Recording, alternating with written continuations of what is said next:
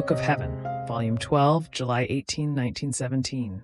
The soul who lives in the divine will lives in Jesus and at his expense. Continuing in my usual state, I was trying to pour all of myself into the holy will of Jesus, and I prayed him to pour all of himself into me in such a way that I would no longer feel myself but the whole of Jesus. And blessed Jesus came and told me, "My daughter, when the soul lives in my will, and everything she does in my volition, I feel her everywhere. I feel her in my mind, and her thoughts flow within mine, and as I diffuse the life of intelligence in the creatures, she diffuses herself together with me in the minds of the creatures.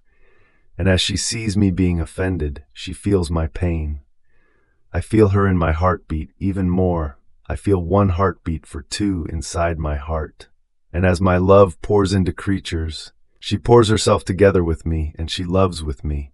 And if I am not loved, she loves me for all to requite me in love, and she consoles me.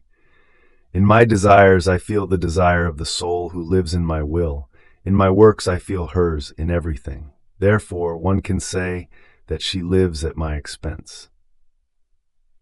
And I, my love, you do everything by yourself and do not need the creature. Why then do you love so much that the creature live in your will and of your will? And Jesus? "Indeed, I have need of nothing and do everything by myself. But love, in order to have life, wants its outpouring.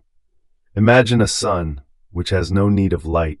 It is sufficient for itself and for others. But still, since there are other little lights, even though it does not need them, it wants them within itself for company, to pour itself out and to enlarge the little lights.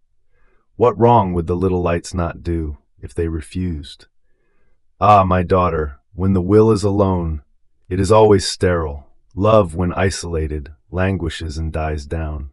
And I love the creature so much that I want her united with my will, so as to render her fecund, to give her life of love. Then do I find my outpouring, because I created the creature only to pour myself out in love, for nothing else. And therefore this is all my commitment.